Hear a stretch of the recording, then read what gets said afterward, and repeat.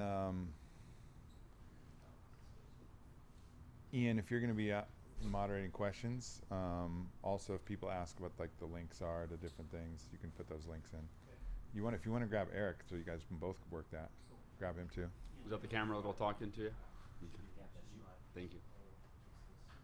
We're going to do the mic about 3 inches, not directly in front, kind of a little under your chin a little bit so you don't pop into it. Okay. All right. Feel Cool. free to move it if you need to. Okay.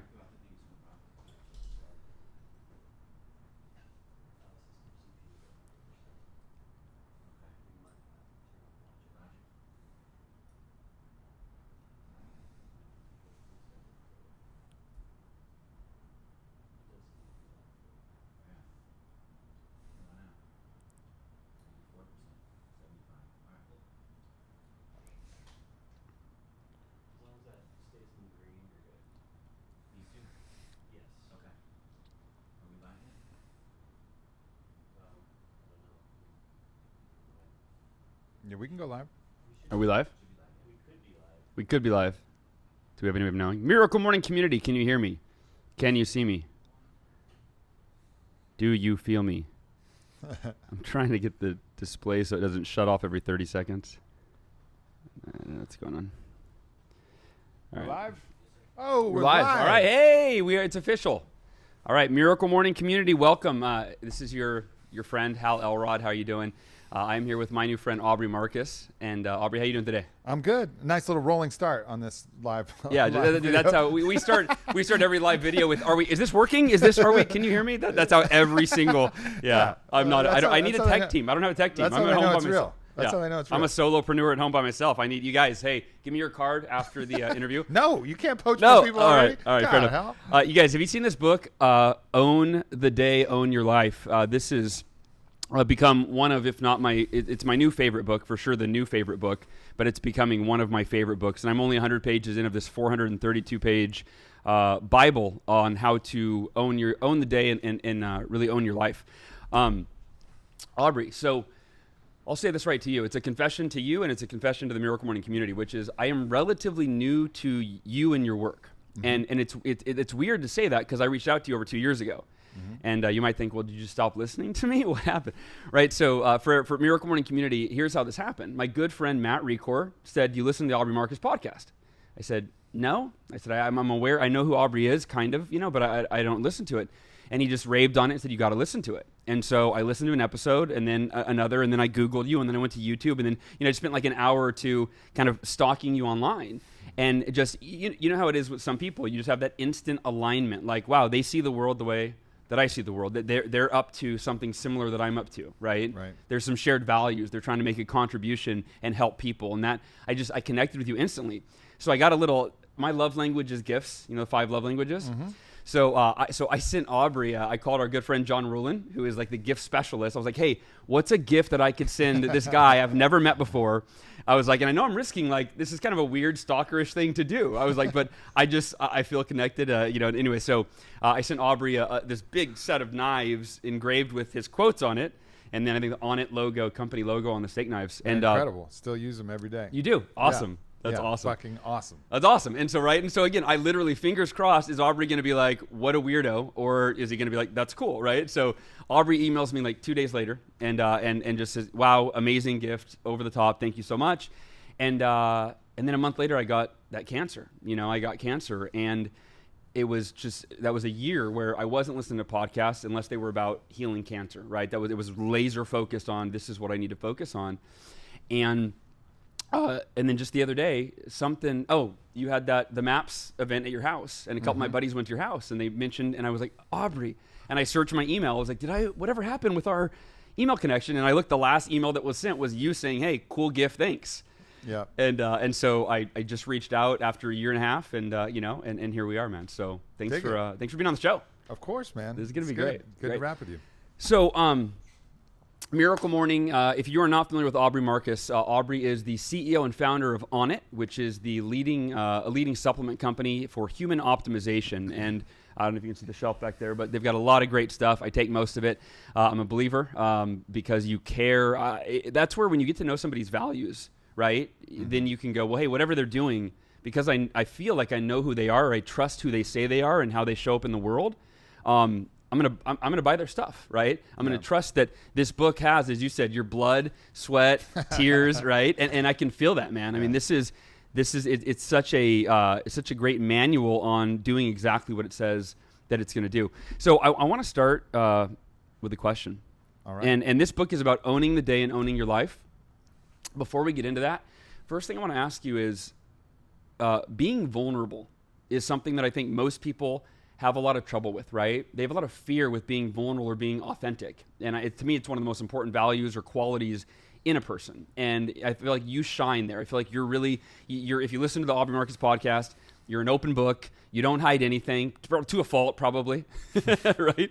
But I mean, just completely open, completely vulnerable. You share everything about you, your life, your world, your fears. And I just want to know, when was there a moment in time where you became comfortable being that vulnerable and being that authentic? I think as you go over time and you really understand who you are and you realize that vulnerability isn't actually vulnerability, it's just being human, and I think like our ego wants to project this idea of perfection, this kind of bulletproof exterior. I got it all figured out, but nobody has it all figured out. Like right now in the gym, we have Earl Thomas and Tim Kennedy, like some of the greatest athletes the world has ever known, highest performers.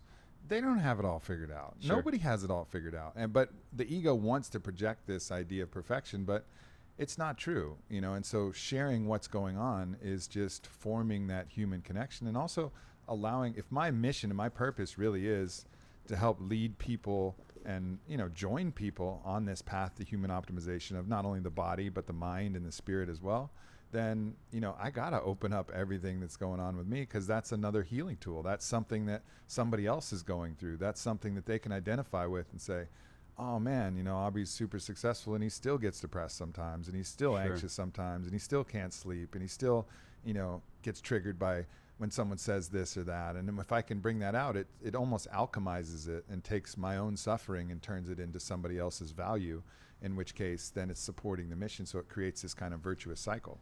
Beautifully said. And I think that you're right. That's how I view it, is that for me to truly lead other people, right, by you sharing your faults and your fears and insecurities and whatever else, right, that isn't perfect, you're giving them permission that, you can be fucked up and still succeed at a high level or get through it to get to it, I mean, right? And okay, right, versus when you see those people with the perfect image, you're like, gosh, if only I were like them. Yeah, they seem like aliens or robots. You're like, how does that even make sense? Like they're superhumans, and so you can idolize them, but they're almost separate, so they don't really bring you along with them. Yeah. Whereas when you tell the truth about everything that's going on, and I certainly have plenty of shit going on, so it really makes a big impact. Sure, absolutely. So again, the book's Own the Day, Own Your Life. However, this is really curiosity from me. Mm-hmm. What's a week look like for you? How often in the audit office? And I'd love to know, what does a week look like Monday through Sunday? If I'm here, I'm in the office 9-10 hours a day. Okay. Usually showing up 9:30ish, leaving around 6:30, 7ish, and then back home. How many days a week are you usually in the office? Does it vary? I'm probably here maybe 2/3 of the year. Okay. And then if I'm traveling, it just depends on what I'm traveling for. Like I was just in LA to record the audio book for this, which was a grueling process. Yeah, we did some podcasts out there, and so then the schedule gets a little bit more flexible. But if I'm in Austin, I mean, look, I created the absolute ideal dream environment for myself. Like I don't want to be elsewhere. Even when the office is closed on the weekend, I'll come up here for a shake and a workout and it feels like a cool house. It is, right. Yeah, it feels exactly. like a cool house. Exactly. That's great. So the well, I just want to say this for Miracle Morning, for the Miracle Morning community, and this is going to go out on the Achieve Your Goals podcast too. So for those of you listening on the podcast, we are broadcasting live via video into the Miracle Morning community on Facebook, and you can go watch this video there if you want to see my mug and Aubrey's beautiful face. But I want to just share that reading your book, day one, literally the first chapter, I changed like 4 elements of my morning behavior, right? And I wrote the book, The Miracle Morning, and that's my focus is really optimizing the morning. And I think that's the biggest problem with most books is most books don't change behavior. They only shift your thinking, and it's a very temporary shift because as soon as you finish one chapter and go on to the next one, you start to pretty quickly forget any shifts in thinking you had in the previous chapter when you're on the new one. And then especially when you go, God, this is the best book I've ever read.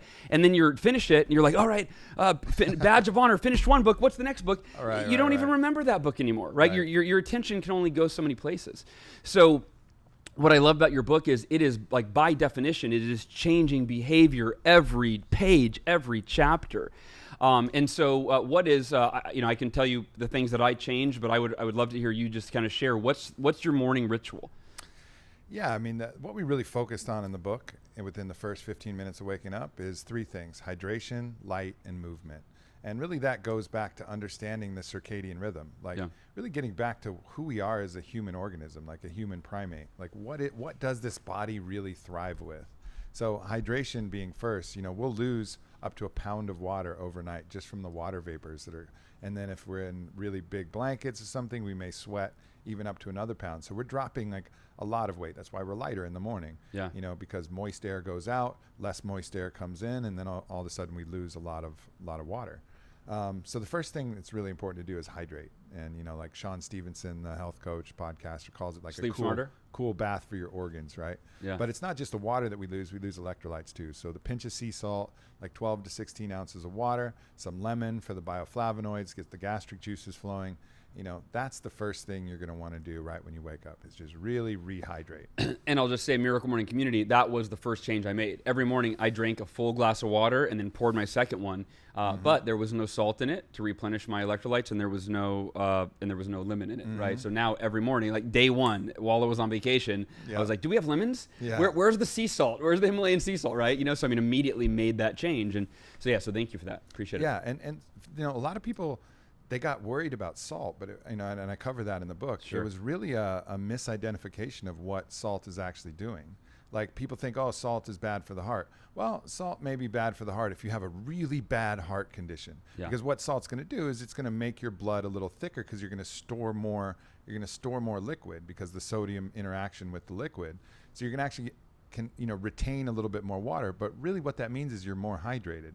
So for anyone who's actually healthy and not worried about squeezing blood through a clogged artery or something like that, salt is actually highly beneficial. And one of the things that allows us to move and function and feed our adrenal system, and we're basically a saltwater organism, and too often we're not supplying enough salt. We're using distilled water, we're using low sodium foods, and we're running a major electrolyte deficit, and that can show up as adrenal fatigue. It can show up in a lot of different ways. So adding, generous amounts of sea salt, if you're healthy, is really one of the most important moves that we can start to make to get that electrolyte balance back.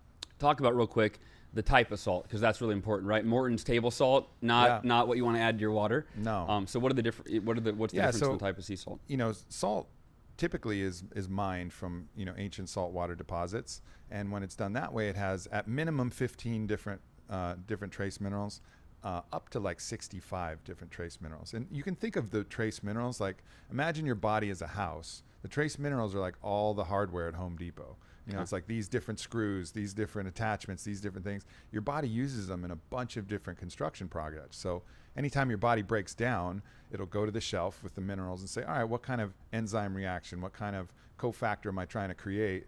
And it'll look for those minerals. And if we're in deficit and it doesn't have them, then it'll find a way. It'll go to the duct tape section and it'll duct tape stuff together and glue gun it together. But supplying your body with those adequate minerals is huge. So table salt is basically artificially created salt. They artificially bind it, and it's only sodium, chloride, and iodine. So it's 3 versus 15 or 65, depending on that. So if you're getting like a good Himalayan salt or a really good quality sea salt, you're getting like 65 trace minerals. So you're not only getting the sodium and the chloride, which is necessary, but you're getting magnesium, potassium, calcium, molybdenum, all selenium, all kinds of different other trace minerals that are super valuable for the body across the board. Awesome. So go spend the extra $2 and get the Himalayan sea salt, not the table salt. Yeah, and it's funny that you can see like kosher salt and you think that's good, but that's really purely a religious distinction. That just means a rabbi just went shalom.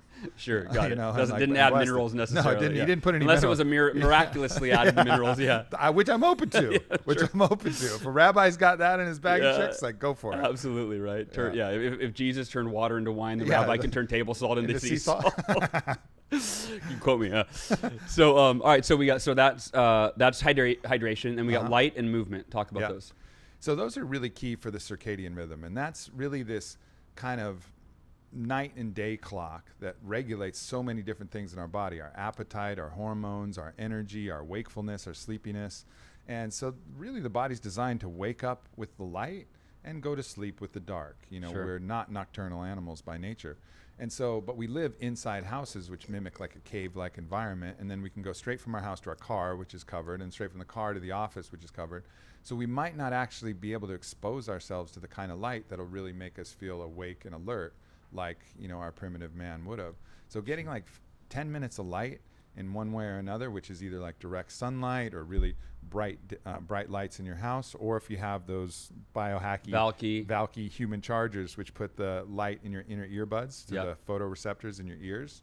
That's another great way to do it. But that first thing of light in the morning will help give you more alertness, more energy during the day, and also help you go to sleep at night, because it'll set like, oh, I woke up a long time ago. You know, set your wake up point for when it actually is, so that when it's time to go to bed, your body's adequately producing melatonin and the hormones that actually make you go to sleep. And movement goes along with that. First of all, the joints are stiff and tired. It's nice to warm them up. But movement is also one of those, what they call Zeitgebers, for setting the circadian rhythm in motion. And you can do that in a variety of different ways. You can do like a little light yoga that I have in the book, like this, 5-minute little yoga flow, or you can do couple burpees, or you can do, depending on how aggressive you want to be, or just kind of move around. The rebounder. Yeah, I have that here in the office. Yeah. I have an outdoor trampoline at the house, so I can go out in the sun and jump on that. And then, after that, you don't feel that like, just dragging through the morning. By the time those 15 minutes are done, you're hydrated, you've moved, and you've gotten light. You're like, oh, I'm awake now. Yeah. Like, let's go. Yeah, absolutely. And I'll share again what I did in terms of sunlight, because you talk about that ideally it's you're going to bed when the sun's going down, you're waking up, but our lifestyle doesn't necessarily adhere to that for either the environmental reasons of you're in a house, or because you're up I'm up at 4:30 at the latest every day, so it's way before the sun's up. And so the Valky Human Charger, so for you listening or watching, the Valky Human Charger is this device that is really designed to minimize jet lag. Someone sent it to me as a podcaster. They're like, hey, promote this or whatever, try it, promote it. And I thought, first of all, I didn't do a lot of international travel back when I got it. So I put it in the desk. I was like, I'm not going to use that. Plus, I don't really think that works. Thought it was kind of gimmicky. And then I was at a conference, and a gentleman was charging his, he had the earbuds in his ear. And I went, I have one of those. Does that work? He said, it's amazing. It minimizes jet lag. So I used it on a trip to the Philippines, and everybody was a wreck when they got there. And I felt almost, a tiny bit of jet lag, almost fine. But so immediately I started using that, just a week ago when I started reading your book. And for anybody listening, you can go to, if you go to Amazon.com and just type in Human Charger or the company Valky, Valkee, you can check that out. But again, if you're waking up really early before the sunrise, it's a great way to set your circadian rhythms for that time being the wake up time. So your body is being told, oh, this is when I'm supposed to wake up, and then therefore you're more tired at night, like you said. Or just one of those cloudy, dark mornings. Yeah. Like any time, that's really when I use it. If I look outside, first option is right outside in the sun, but there's no sun, I'm going straight to the Human Charger. Yeah, and I think because I know the Human Charger is about $200. There are less expensive options that I've found that are just like a big face or a plate that you plug in, and it just puts that blue light on your face, which kind of mimics the sun. Yep. And then movement, that's something that I started doing. I would save my movement until a little bit later, but now because after reading your book, it's part of my miracle morning where I go through, I drink I do the morning mineral cocktail, we call it, right? Morning mineral cocktail, and then I go put on the Valky, and then I go straight to my rebounder and start jumping. So that's how I start the day now. So yeah, fucking perfect. Yeah, and I'll tell you, my plan was eventually to write a book called Miracle Morning Mastery. I literally don't feel like I need to write that book anymore. I mean, really, I'm like, this is what I would have done. I would have, because the book I wrote was much surface level experience, just getting people to do it. I didn't get real scientific. I didn't go real deep. And that's one thing I thought someday I want to do, but I literally am like, I'm just going to recommend this book. I don't need to write. Thanks, brother. Yeah, absolutely. So chapter 2 of the book, we won't go through every chapter, but again, we'll go through at least the ones that I've read. Deep breath, deep freeze, right? So Wim Hof breathing, you reference in the book, and I've started doing that in the morning, and then taking cold showers. So can you talk about breathing and getting your body cold, and you talk about the acute stress versus the chronic stress, and the benefits of chronic or acute to offset chronic. So I'd love to hear about that. The body, we as humans, again, this is going back to like what our blueprint is. Like what condition do we thrive under? And we thrive under conditions of acute stress. So stress that happens relatively fast and relatively temporarily. And that could be, imagine like training in the gym, a good hard 30 minutes of training. Like the body, that is acute stress. The body will go through that, and then it'll take some time to recover, and it'll adapt, and it'll be better. Hormonally, it'll be better. Musculoskeletally, it'll be better. Endorphinally, emotionally, there's great science on the emotion of exercise and the psychological experiences you get as well as the physiological. That is like an ideal form of hormetic stress, it's called, which is like a positive acute stress for the body working out. And there's other forms of that are available, and 2 of those are using temperature, so either like extreme cold or extreme heat for a short period of time. So like sauna would be the heat side of it? Sauna would be the heat side of it. And that creates a bunch of great adaptations. And then the cold is another one which creates a bunch of great adaptations. But, one of the unique things that Wim Hof did was he tied the breath into the cold. Because if anybody can think of, what happens when you jump in a really cold pool, the first thing goes, you start breathing fast. The body knows what it needs to do. And what it needs to do is it needs to hyper-oxygenate, open up the capillaries, create that kind of inner heat, as Wim Hof would call it, or in the ancient form, they call it tumo breathing or pranayama, fire breathing. It's just creating this inner heat, which actually kind of regulates the body, hyper-oxygenates it, which has its own variety of benefits. Sure. So what I'm recommending is in the shower while it's warm, you do all your things, because it's really hard to go shockingly into the cold shower, right? But the breathing is the bridge, and it's the absolute crucial bridge. Like even for me, I've done a lot of these cold exposure things. I've plunged in the water. I've been with Wim Hof. I've done the super cold thing. Wow. But even for me, like that shower nozzle will taunt me, and it'll look at me and I'll be like, I don't know. But once you start doing the breaths, which is like 30 to 50 deep breaths until you really start to get tingly, you might get mildly lightheaded. But don't worry, that's absolutely what's supposed to be happening. Just don't push it too hard. You don't want to fall down. So as soon as you start feeling that stop, then by the time you push the cold, then your body is already pre-adapted. So instead of having to do starting those fast breaths, which ultimately acclimatize you to the water, like after you've been in cold water for a while and you get those breaths out of your system, it's kind of nice. Like you're used to it. But if you do the breaths before, then it'll be far less shocking. And then the benefits of the cold can really start to kick in. And what that particular form of acute stress is great at is reducing the chronic stress, which is really just literally killing us. That's prolonged periods of high cortisol and prolonged periods of high inflammation throughout the body. So by pushing yourself with the breath and with the cold, you're going to actually start reducing inflammation, which creates all forms of different fatigue, lack of energy, lack of mental clarity, and stress as well, which completely wears down the immune system over time and creates all sorts of chronic conditions as well as temporary conditions like colds and flus and everything. This is going to really dramatically help reduce chronic stress, like drop stress levels by like 300% in some studies. Wow. And also help your body form adaptations that are great for weight loss, great for I think there's some studies, like, again, a lot of immune studies, reducing incidences of the common cold by 42%, like a bunch of studies that I reference throughout the book. But dramatic impact on immune function, reduction of inflammation, and then, adaptations hormonally and physiologically to the body. And as long as you do the breath with the cold, it's really not as bad as you think. Yeah, well, and it's like anything. At first, it's bad, right? Like your first time is like, right? But your 15th time, you're like, oh, I didn't even know that I used to not like it, right? That's what I tell anyone that's like, oh, how do you eat that healthy food? I'm so used to this or that. I go, if you do anything, like I used to hate running, but then I started running, and eventually you just stop hating anything that you do every single day. You eventually, you acclimate to it, right? Yep.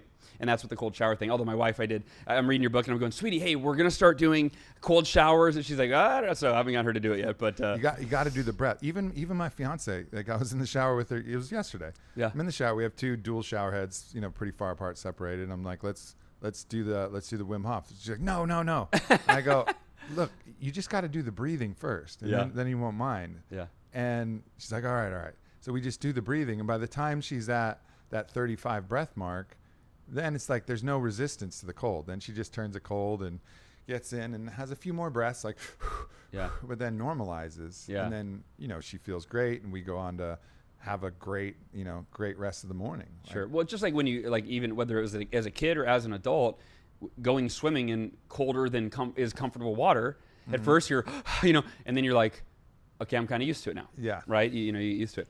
Can you, I'll put you on the spot. Can you do the breathing, do a few of the breaths? I just want to, again, this is for me in our community, but I want to see the pace and kind of the depth and how you breathe. So Wim Hof is famous for one of his lines, and he says, it doesn't matter which hole you get it in as long as you get it in.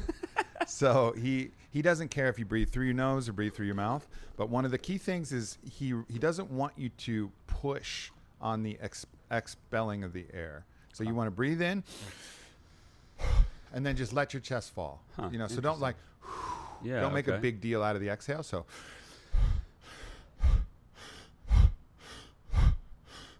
and really focus on breathing all the way into your stomach, because that's going to expand your lung capacity. So you want to feel both, like from deep in your belly, from the back to the front.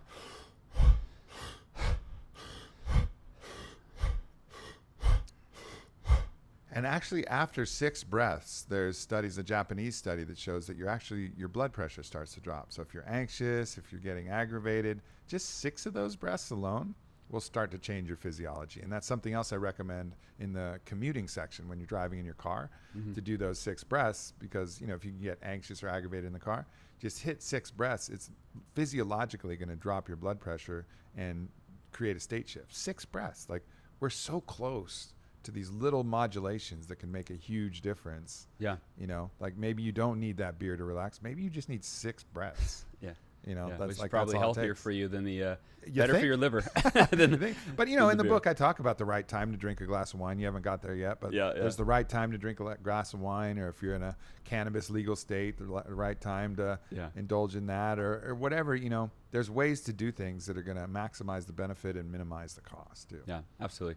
And if you're watching, or if you're watching, I guess, in the Miracle Morning community, can we do Q&A for at the end here? All right, so we'll do some Q&A. So type your questions for Aubrey in the comments. You can start typing them now, and and we'll try to we'll get you some Q&A. And if you're listening to the podcast, join the Miracle Morning community so you can watch this stuff live. I guess that's my best advice. Do you, and I don't think I'm here in the book yet, but meditation, what's your stance on meditation? There's so many different types. There's in general, I say there's 2 types. There's guided or every other type, which is just by yourself doing your own thing.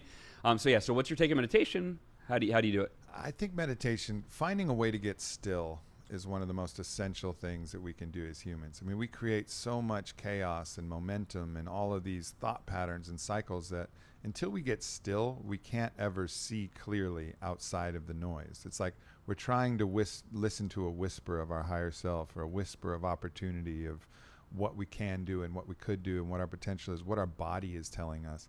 But until we get still and quiet, we won't hear the whisper over the din of the loud parts of ourself, the emotions, the struggles, the different the drama radio. The radio. Yeah, Right. so we got to turn all that down, and meditation is a great way to do that. One of the ways I talk about doing it is really, a lot of us have time in the car, and I wanted to figure out ways to use that time in a really productive way, because a lot of times that's what Robert Greene would call dead time, just time that's really wasted. Maybe so you can either fill your mind during that time, listen to podcasts or audiobooks, which is great, which makes that time valuable. What do you call that? Mindfulness. Mindfulness, that's it. Yeah. I love it. Or mindfulness, which is an opportunity to expand the mind and get still while still in the car. And one of the techniques I used is from Native American trained tracker Tom Brown, and he calls it the wide peripheral gaze. So I combine those 6 breaths that I mentioned with a practice with the eyes, where you really relax your vision. And I'll do this right into the camera. Okay. So you're looking straight ahead, and I would practice this, when you're stopped or when you're parked or somewhere first. And you relax your eyes and you try to see everything as wide as you possibly can without focusing on anything. So you don't track anything with your eyeballs. You don't track anything with your pupils. So like right now I can almost see Ian and Eric back here to my left, and they're typing on their computer, and I can see Ryan, the tech, writing things down and fiddling with his pen and nodding his head. And I just saw you laugh and nod, and I saw your left elbow move up a little bit as you did that. And I see the leaves blowing out there, but I'm not focusing on anything. I'm just allowing everything to soften and quiet.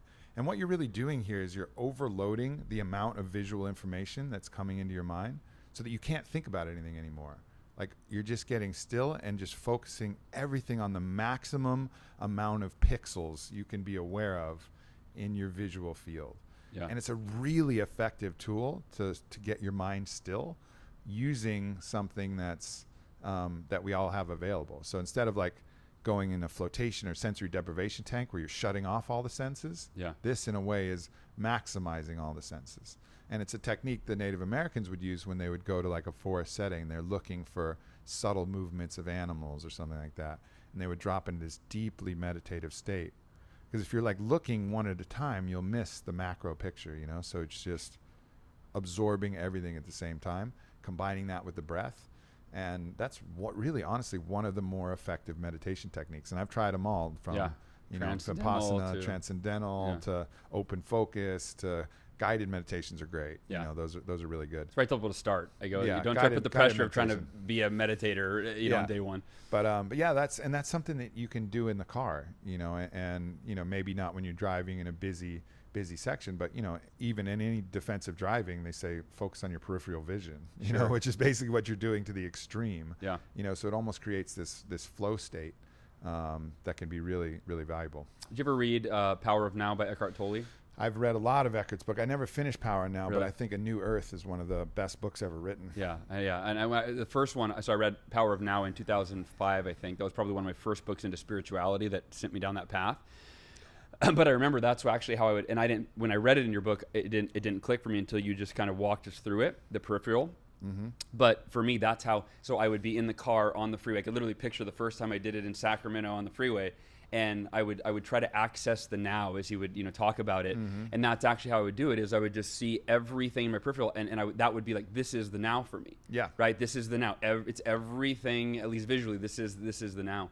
I'm just on a side note, you ever heard of, do you know who Michael Ellsberg is? He wrote The Education of Millionaires. No. And he wrote, what was the other book he wrote? But he has a meditation, and I'm blanking on what it's called. If you're watching, Google Michael Ellsberg, Ellsberg meditation.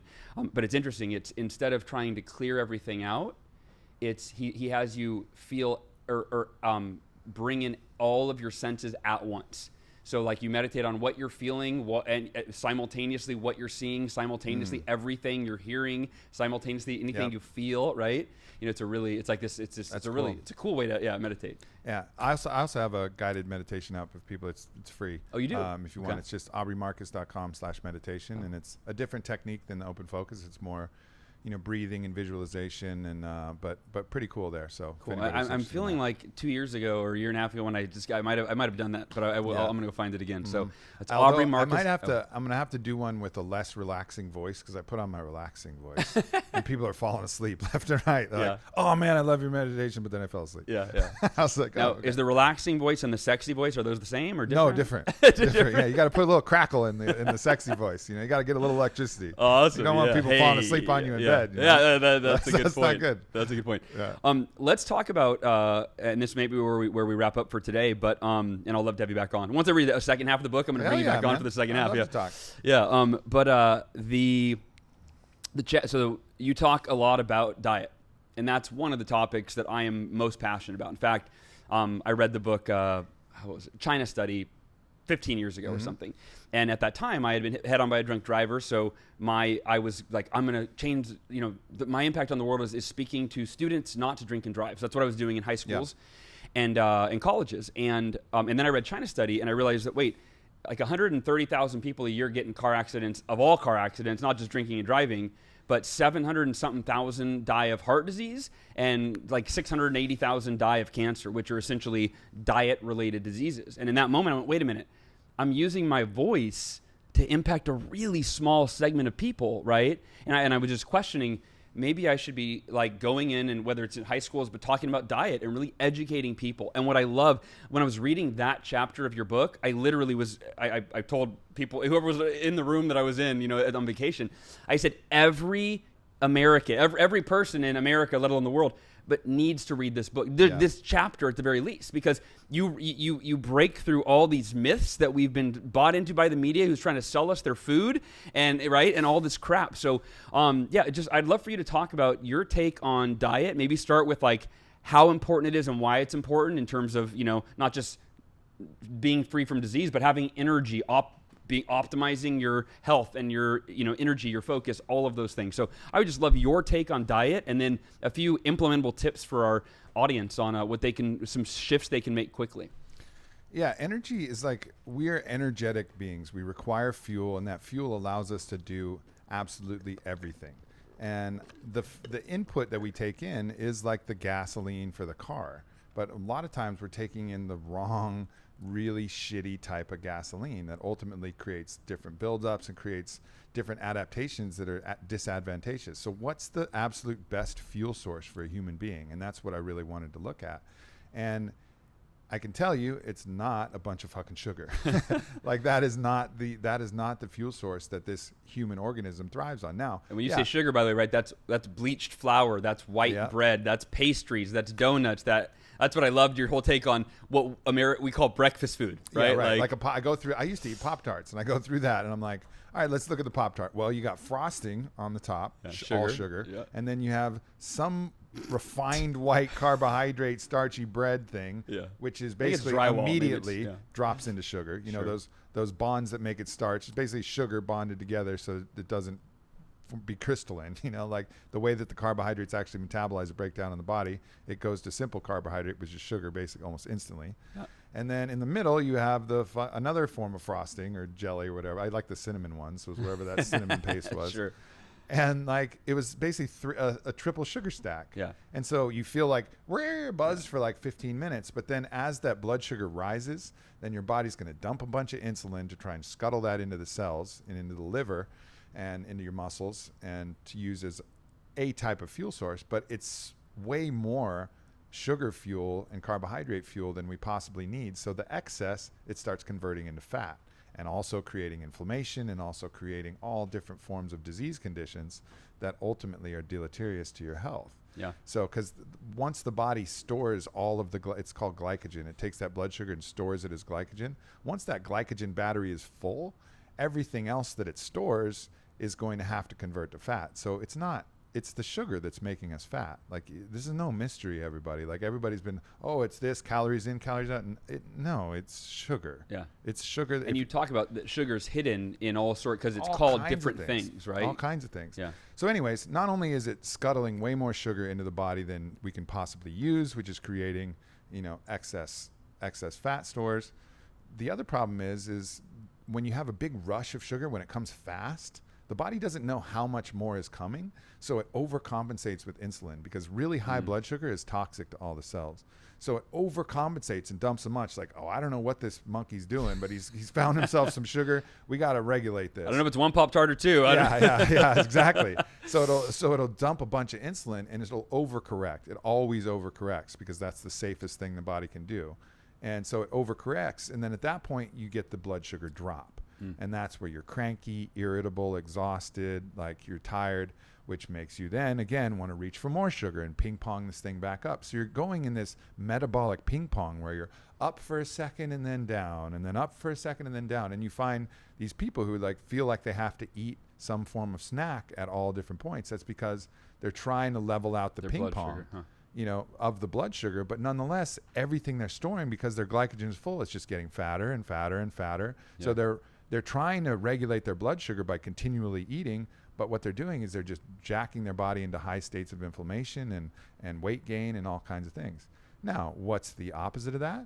Well, actually, the opposite of that is to eat healthy fats. Yeah. Healthy fats, proteins, fibers, macronutrient, micronutrient-rich things, but particularly fats. And all of the science has come full circle and shown that eating fat does not make you fat, does not make you tired, is absolutely essential for hormone production, for health, for energy, and even different forms of cholesterol. Like cholesterol is actually healthy for the body when ingested in eggs. So, these egg white omelets, it's all nonsense. Like our body needs the egg yolks. Our body needs that healthy source of fat. And we've just been sold a big fat sack of lies. No, I think it was. I guess it was the '90s, and maybe I don't know where all. But my parents, I remember, it was always like, low fat, right? The healthy choice, all these frozen dinners and stuff that just everything was low fat, and it still is. I think there's a lot of low fat. The brain also, right? I mean, the brain operates off of fat. That's where, and I think for what you talked about, like Pop-Tarts, like. Parents are giving these to their kids. And then they're wondering why their kids can't pay attention in school. So then they take them to the doctor and prescribe them with Adderall, right? And it's like, no, you fed them Pop-Tarts. Yeah. That's why they can't focus, right? 2 hours later when Johnny's in class, And it's not only the sugar, which is a huge problem, but then there's also, like, you think of kid-friendly foods. Let's look at mac and cheese, right? Sure. So first of all, you got the macaroni, which is highly processed flour, which is basically going to turn into sugar anyway. Yeah. So don't think that, I gave mac and cheese, that's not sugar, that's fucking sugar. Yeah. And then on top of that, you got that yellow ass cheese. Well, yellow number 6 has been linked in multiple studies to hyperactivity and ADD. Yeah.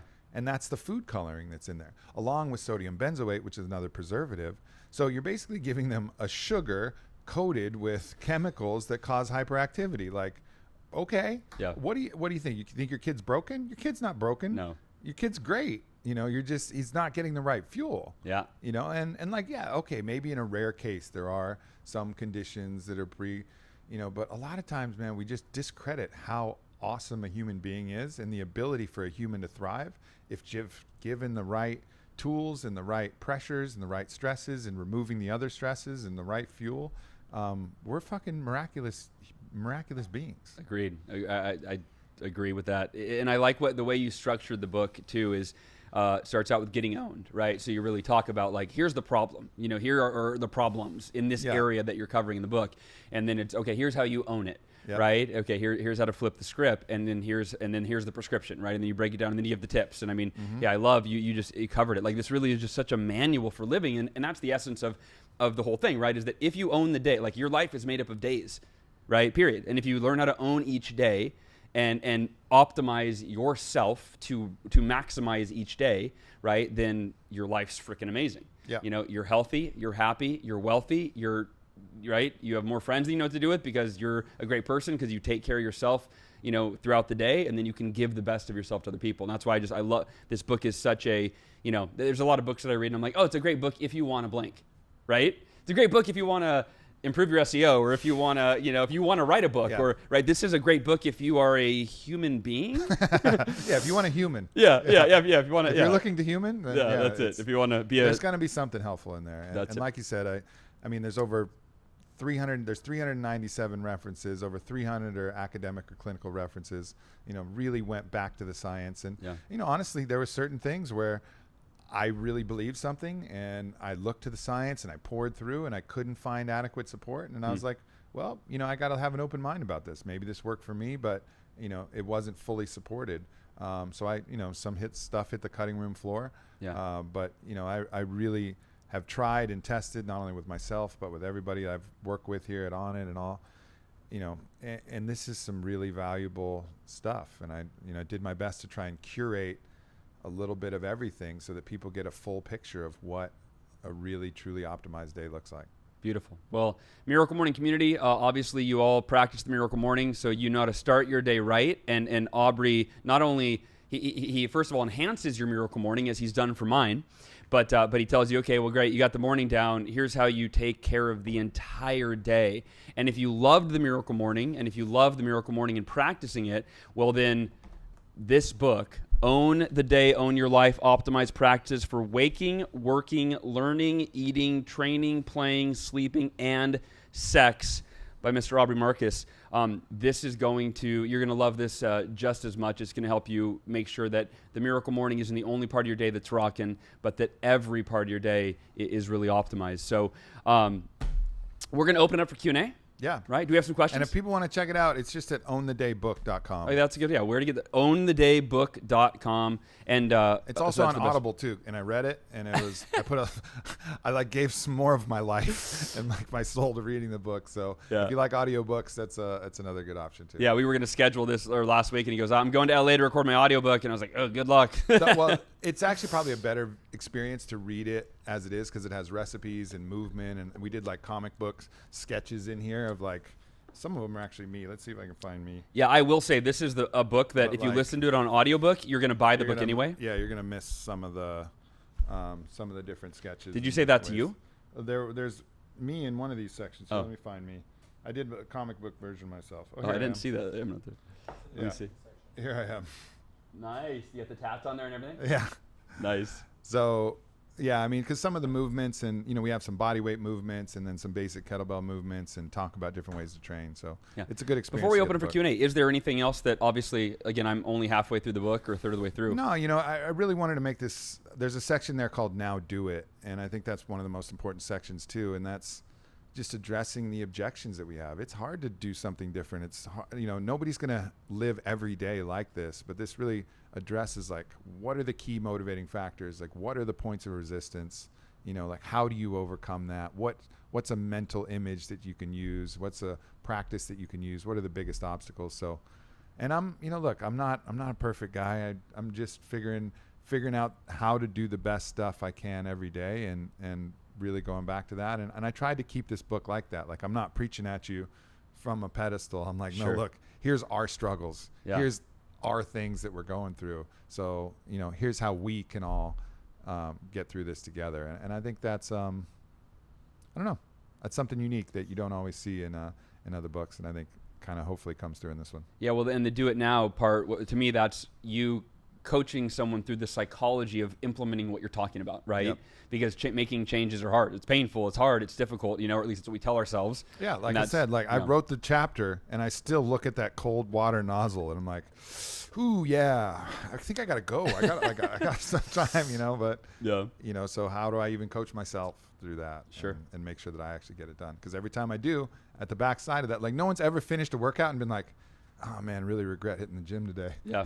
Or like finished having sex and like, man, I wish I didn't do that. There was a quote that I came across when I was writing my book that said, what do they say? Nobody likes going to the gym, but everybody loves the feeling of having gone to the gym. Yeah, exactly. Right? 100% of the time. So put your mind there, right? Visualize the end result, why you're doing it, and what you're going to get out of it. So awesome, man. Do we have some questions that have come in?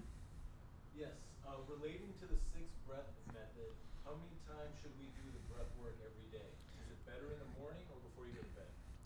So relating to the 6-breath method, is it better to do that in the morning or in the night? And what's the frequency on that? Honestly, there is no overdose. You can't take deep breaths when too you're much. doing, you can't. Well, you can go into a state called shamanic or holotropic breathing, which is a state where you get into very kind of. It's almost like a spiritual practice, but that really, you really have to push it. We're talking hundreds of deep breaths. Got it. But as far as like the 6 deep breaths, and you really want to be lying down if you're going to do that, like you can crank that out as often as you like. Yeah. And anytime you need to get in a peak state, right? Just when you're feeling a little anxious, feeling a little frantic, like everybody knows, take a deep breath. Well, it's not, we shouldn't be saying take a deep breath. We should be saying take 6 deep breaths. Because that's the move. That's what the science shows. It's 6. It's not 1. So, got it. And tell that to your friends too. Like, take 6 deep breaths. Yeah. They might think you're being condescending or whatever. But like, no, actually, the Japanese study, it showed that 6 was the magic that can number. be part of your book. Could change that part of our lexicon, right? That'll become now. I hope so, man. It just people start saying it. I hope so, because 1 isn't going to cut it. I mean, 1 helps maybe a little bit mentally, but like 6, and then all of a sudden you're like, oh, okay. And 6 is kind of the starting place, but you said 30, right? That's where you go in the morning. 30 is 30 is for the shower. So that's for a different shower. purpose. Got it. So Okay. the 6th is for a drop in blood pressure and a subtle state shift. 30 is going to, build that inner fire so that you can withstand the cold a little better and take you through that process. Got it. Okay. Yeah. Got it. Awesome. Next question. Of the changes in the book, which one was the hardest for you to make personally? Of the changes in the book, which one was the hardest for me to make personally? It's interesting. I think it's the discipline of doing the same thing every day. I'm kind of very loose. You like variety? I like variety. Yeah. And like I kind of am one of those people that abhors doing the same thing all the time. But these practices are so universally good that it's really forced me to have the discipline to really repeat the same action over and over again. Yeah. And that I think has been one of the most valuable and also most challenging things for me, because I can get myself to do most everything here in the book, but it's, can I get myself to do it consistently enough? Sure. Can I get myself to follow through in every way that I can? One area that I fully admit that I just totally fail, I've just duff every time, is, all sleep experts really agree, you don't really want to sleep with pets if you're really trying to optimize your sleep and maximize that. But we have a little Alaskan Cleekine, and there's no way I'm getting You that can't thing kick it out of bed. There's no way that I'm getting that thing out of bed. So That's I'm funny. just taking an L, like knowing that I'm taking an L in the sleep category. And I'm sure all of our pet lovers watching and listening were like, "Oh, thank God! I don't want to get rid of my puppy." Some My baby. sacrifices need to be made. Awesome. All right. More questions? What inspired you to write the book? What inspired me to write the book? I think for me, there's a lot of great resources, but they're all scattered into a bunch of different other things. Like you can read Sean Stevenson's book, Sleep Smart, or Nick Littlehale's book, Sleep. And those are two different books on sleep alone that you really have to combine those to get the full kind of masterclass. Because Nick Littlehale covers the science of napping, which is something I really brought in, and how important naps and controlled recovery periods are. Talk about that real quick, not to interrupt, but and you can come on the tail end, but I'd love to know your napping strategy, schedule. Well, look, they did the science, and they basically compared more overnight sleep with more caffeine or a nap to see about mental alertness, focus, mental performance, health markers. Universally, the nap won. The nap is better for you than more overnight sleep, better for you than caffeine, and it wins in all the different categories. But somehow we got this idea that naps are for lazy people, but they're not. It's like an essential way to pick up additional sleep and rest. How long do you nap, and what time of the day typically? So there's going to be a natural lull in circadian rhythm that comes sometime after lunch, and we always kind of normally feel this. It can get exacerbated by a high carbohydrate or high sugar lunch, which will then drop your blood sugar and make you even more sleepy. That turkey sandwich with the bleached flour that's three times more flour than turkey. Exactly. Big ciabatta roll. Yeah. But yeah, I mean, so you're going to feel that regardless. And so just going with the flow of when the Spanish would take a siesta, when other cultures, in Egypt, they would take the tasalia, and in different places, they take these naps scheduled in the afternoon. That's a great place to do it. And you can do it in a 30-minute, controlled recovery period, as Nick Littlehale would say, sometimes aided with some music technology called binaural beats, which can help kind of relax and entrain the brain. That's one option. Or just kind of zone out. Even if you don't go fully asleep, by dropping your brainwave state to those kind of more restful things, you'll start that parasympathetic cycle, and you'll be able to come out of that more alert. Interesting. Something that I started doing a while back is I use white noise at night. And we started that when we had, I think we were kids, and they'd make noise, like just so we could drown out the background noise. What I found is it's an anchor for me to rest. Yep. So I use white noise at bed, right? I've got an app on my phone for white noise. But then for naps, what's beautiful is as soon as I play that white noise, it tells my body, oh, it's time to sleep. And it helps me get into the nap a lot quicker. Yeah. So circling back to the original question, looking at, all right, sleep is one chapter in my book. It's one important part of the day, but there's lots of other important parts of the day. If I had to read 2 books and study 15 studies to actually put that together to give a comprehensive thing on sleep, then you can't expect people to do that. The average person is not going to read 2 books on sleep. They're not going to read 10 books on nutrition. There's so many good books on nutrition. There's great ones by Mark Sisson. There's great ones by Ben Greenfield. There's great ones by Rob Wolf. But they go far deeper than the average person would ever need. What they need is like a clear summary, like what are the action steps? What's the important thing to do? And so I really just tried to harness and harvest all of the best information and put it together in one manual that covered the whole day. So if someone doesn't want to read a billion books on this thing for mindset, this thing for nutrition, this thing for sex, this thing for sleep, blah, blah, blah, but just have one aggregation of it combined with my own lessons, my own experiences, all the elite performers that I've worked with, my own perspective and kind of the emotional management and some of the things that my specialty is, imbuing it all with that.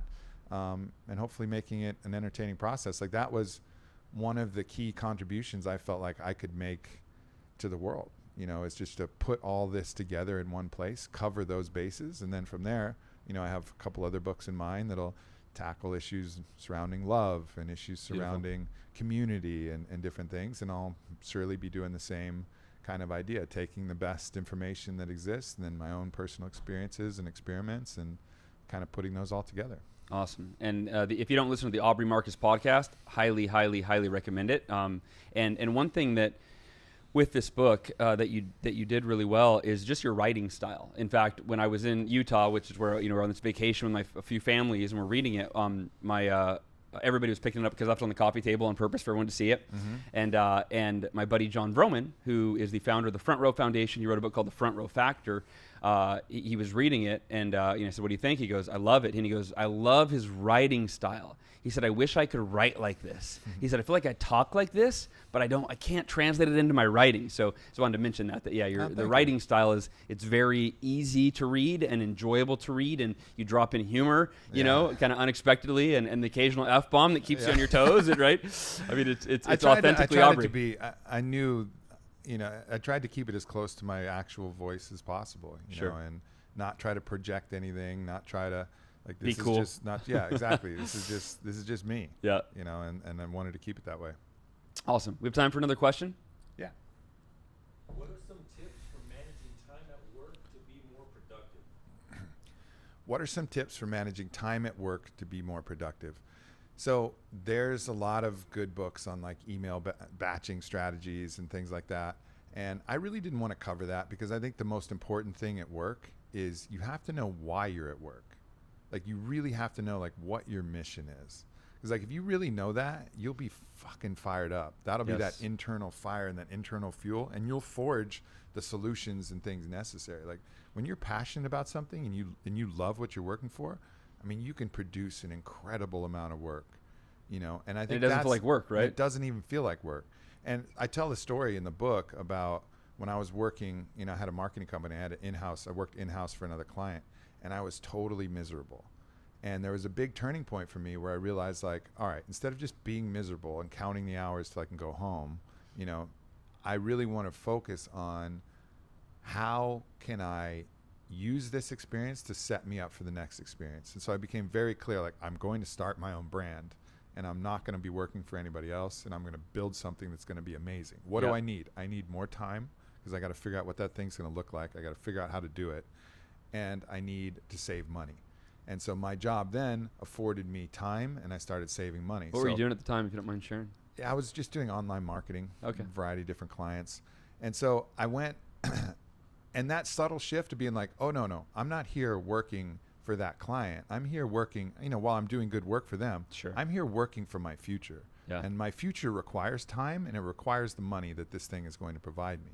And so because of that, I was able to actually be incredibly efficient at doing the jobs that I needed for that client, but then also start working on my own stuff, start brainstorming, start thinking. So instead of spreading 4 hours of, real work over 8 hours and just kind of calling it a day, I would really focus and crush and compress and deliver on my daily job for that client. And then I would spend the rest of the time really focusing on what I was going to build in the future. And that's because I had a very clear picture of like what my mission was. And I think that's probably the most important thing I can do and tell everybody for that is just know what your mission is, know what you're working for, and you'll find that natural passion. And there's other tips about how to use, essential oils to enhance productivity and how lemon scent, reduces typewriting errors and different. I have other tips in there and stuff, but like the big thing is you got to find your mission. Is the mission, right? Yeah, and everything revolves around that. Yeah. Let's do time for one more question. If you had to pick just one chapter that everyone in the world would have to read, which would you pick? If I had to pick just one chapter for everyone to read, which one would that be? Here's the chapter list. Yeah, I remember. Okay. Yeah. Your memory's better than mine. I'd be like, I don't even remember the name of the chapters. Well, everyone in the world, I think probably one of the biggest world epidemics is the one on nutrition. Sure. And I spread that out over breakfast, lunch, and dinner, but the most important of those 3 chapters is going to be chapter 3, which covers breakfast, and that talks about basically the substitution of healthy fats for sugar. Yeah. And I think if we're really going that universal and everybody reading that, I mean, you go through the grocery store and it's just sad, especially in, like a conventional grocery store. Everything is bright, shiny colors and cartoon characters for kids. And all it is high fructose corn syrup and like refined starch and just people don't have a chance. When you get locked into that kind of really poor fuel source, you really don't have a lot of opportunity to, to move beyond that. And then, as far as other chapters that I think are really, really essential, I think, the last chapter is pretty important, and it's kind of the one that ties it all together. Yeah.